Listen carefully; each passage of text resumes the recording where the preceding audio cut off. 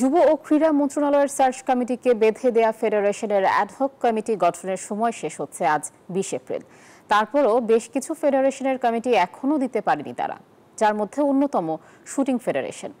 এ ব্যাপার যুব ও ক্রীড়া উপদেষ্টা আসিফ মাহমুদ সজীব ভুঁইয়া জানান, জুলাই আন্দোলন দমাতে শুটিং ফেডারেশনের অস্ত্র ব্যবহার করায় কমিটি দিতে সতর্কতা অবলম্বন করছেন তারা।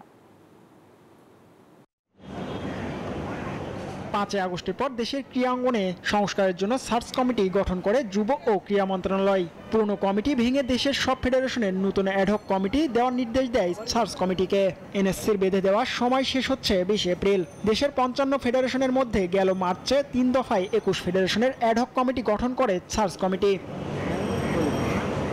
সময় শেষের পথে এখনো কমিটি বাকি অনেক ফেডারেশনের, তার মধ্যে অন্যতম শুটিং ফেডারেশন। শুটিংয়ে বাংলাদেশের আন্তর্জাতিক অঙ্গনে সাফল্য আছে, তারপরও শেষ সময়ে এই ডিসিপ্লিনে অ্যাডহক কমিটি দিতে কালক্ষেপণ সার্চ কমিটির। বান্ডেল থাকলে প্রতি সেনমানিতে টাকা বাঁচবে। বিকাশ সেনমানি বান্ডেল কিনে জিতুন প্রতি লেনদেনে। কারণ হিসেবে যুব ও ক্রীড়া উপদেষ্টা আসিফ মাহমুদ সজীব ভুঁইয়া জানান, জুলাই আন্দোলন দমাতে শুটিং ফেডারেশনের অস্ত্র ব্যবহার করায় কমিটি দিতে সতর্ক তারা। শুটিং ফেডারেশনের বিভিন্ন জায়গার অ্যামুনেশন এবং অস্ত্র জুলাই গণঅভ্যুত্থানে ফেডারেশনের দায়িত্বশীলদের সহযোগিতাতেই এই মানুষের উপর গুলি করার ক্ষেত্রে ব্যবহৃত হয়েছে। সেক্ষেত্রে আমরা একটু এক্সট্রা সতর্কতা সহিত কমিটিগুলো পুনর্গঠন করছি। অন্যদিকে নতুন কমিটির অধীনে প্রথমবারের মতো স্পন্সরশিপ নিয়ে স্বাধীনতা কাপ ভলিবল টুর্নামেন্ট আয়োজন করেছে ভলিবল ফেডারেশন। এই টুর্নামেন্টের উদ্বোধন করেন যুব ও ক্রীড়া উপদেষ্টা। সেখানে তিনি বলেন, খেলাধুলাকে বিকেন্দ্রীকরণ করতে 8 বিভাগে স্পোর্টস হাব তৈরি করবে এনএসসি। সারা দেশে 8টি বিভাগে 8টি স্পোর্টস হাব করার বিষয়ে কার্যক্রম চলমান আছে।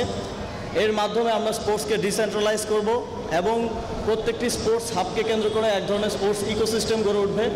সেখানে আমাদের খেলোয়াড়রা শুধুমাত্র খেলার ইনফ্রাস্ট্রাকচারই পাবে না, এর পাশাপাশি অল্টারনেটিভ এমপ্লয়মেন্ট জেনারেশনের সুযোগ থাকবে। 55 ফেডারেশনের অ্যাডহক কমিটি গঠনের বাইরে বিসিবি ও বাফুফে বাংলাদেশ ফুটবল ফেডারেশনের নির্বাচন আগেই হয়েছে, আর ক্রিকেট বোর্ডও কমিটি পুনর্গঠন করেছে। জিহাদ আল হাসান, নিউজ 24, ঢাকা।